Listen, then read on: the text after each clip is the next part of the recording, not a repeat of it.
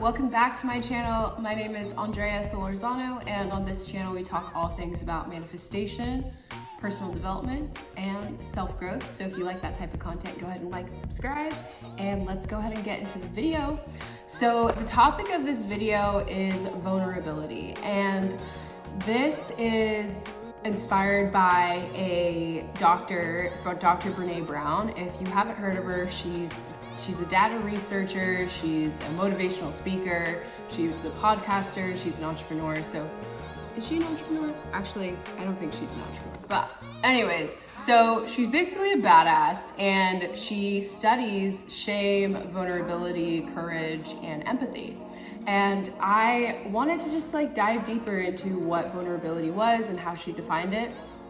And what she says is that vulnerability is the willingness to do something when there's no guarantee, to step into the unknown with an open heart. So that really spoke out to me because I think a lot of the times, as we all know, most of us know that people look at vulnerability as a weakness, and when you're just talking about your feelings, it can just make you feel vulnerable, right? So you feel exposed, and a lot of the times, a lot of people try to hide away from these feelings and that sort of thing.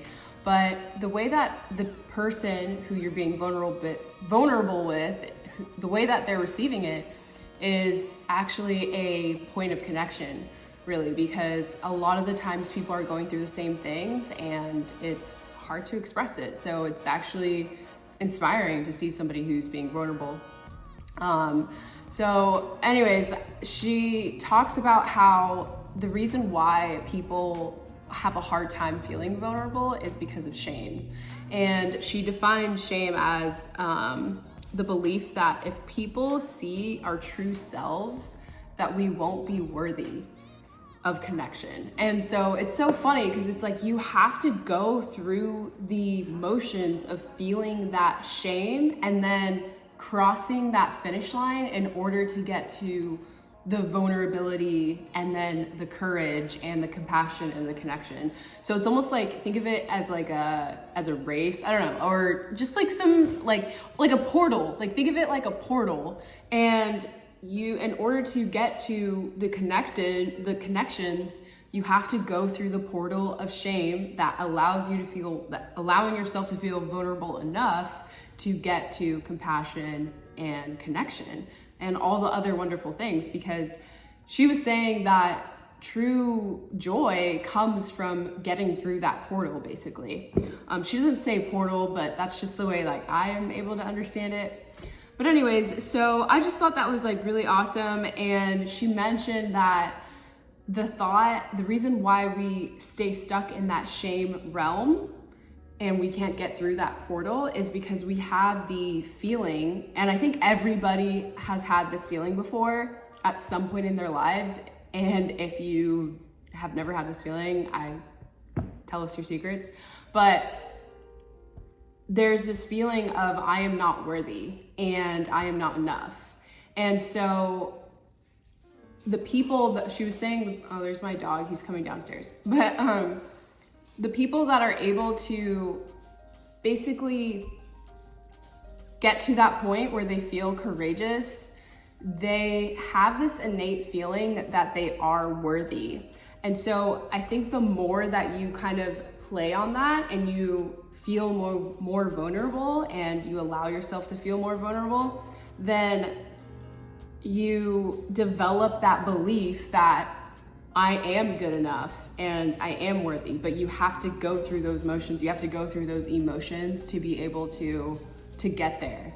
And so part of the reason why I started this YouTube channel was to become more vulnerable for years. And I'm working on this as of right now. That's why you can go to any of my social media platforms right now, and I don't have that many followers, and it's because I don't post, right? I'm not active on that platform.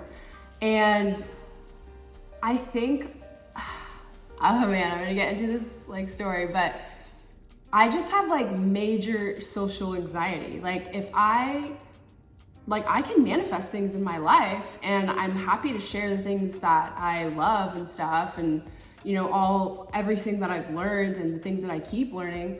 But yeah, social anxiety has been like very prominent in my life, and it's actually kept me from having like even more things that I could have, and like just more opportunities basically. Like I've lost so many connections and stuff, and just I could have gone a different route, but this is where I'm at right now. And now I'm trying to flip the script and again, like put myself out there, be vulnerable. So one of the stories that comes up is so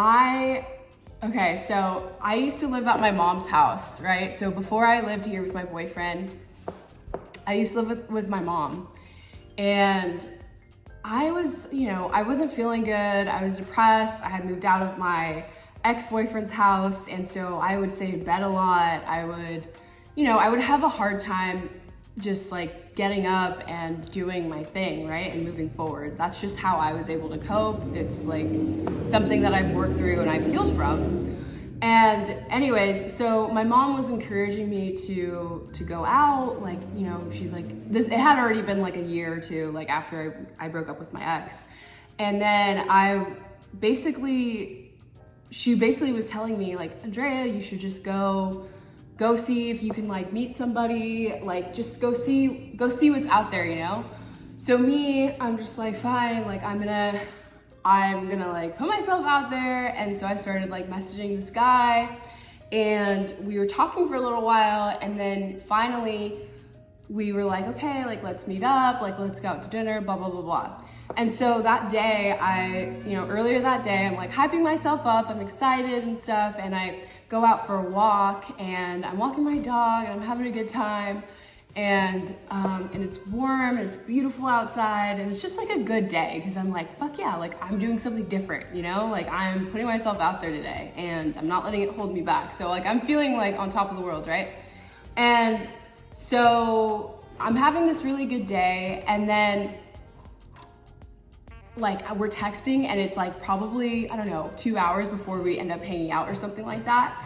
And I had this like feeling of like where like my heart just like sunk, like it just felt like it just sunk, you know? And then I start feeling my neck start to drip, and then I start feeling my heart beating super fast, and I was like, okay, this is the social anxiety thing, right? And so I ended up texting the guy and telling him, like I came up with some excuse and basically told him that I can't meet up with him. So I kept doing that with like so many opportunities that came in my life. Like that was just like one guy, right? So I had so many chances to like move forward in a certain way, but I allowed my social anxiety to just take over. And it's like happened in like so many directions of my life, and I've like realized that it's not serving me to react this way. Like it's not serving me to be this person that like, oh, I can't go because I have social anxiety. There's another time where when I was working as an artist, someone reached out to me. I had finally started putting my artwork on Instagram, and someone reached out to me. It was this woman, she was like a curator. She's like, hey, like I'm gonna be doing this like gallery show in LA. You should come by. Like I love your artwork. It's gonna be a group show. You'd fit right in. And I'm just like, oh my God. And of course, like I'm excited because I'm in college. And so I'm just like super stoked. And so then So then I invite my family because they live like near LA, and I invited my boyfriend, who was my boyfriend at the time, my ex, but anyways, so I invited them, and we're all like getting ready, like excited for the show. And as soon as we pull up, I am just like, I can't do this. Like I started just like getting this like rush, like my throat started to clench. Like I felt so tight, right? Like it just felt tight in here. And like my heart's beating fast. I'm like, okay, start like literally like hyperventilating. Like I start crying, and I'm like, I can't go in there. And I don't know, like it just felt really weird. And so then my ex was like, okay, well, let's go for a walk. Like, let's just walk around the block and like, maybe you'll be okay and stuff. And like, my mom like goes in there, and like my stepdad, they go inside the gallery show. They're like, okay, we'll wait for you inside.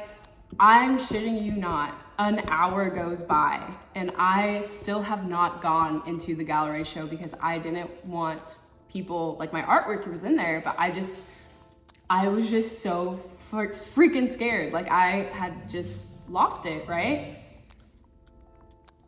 Wilmer's like staring at himself in the mirror.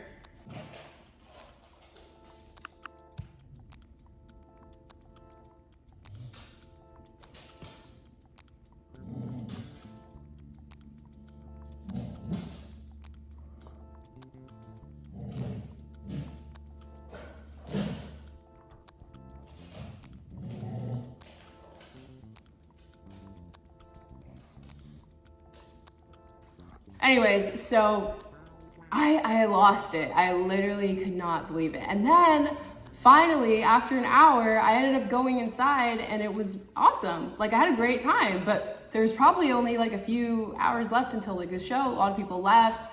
So I didn't really make it to like the grand opening and stuff, but I was just so nervous and like meeting people. I was nervous for like just showing my artwork and like representing myself and stuff.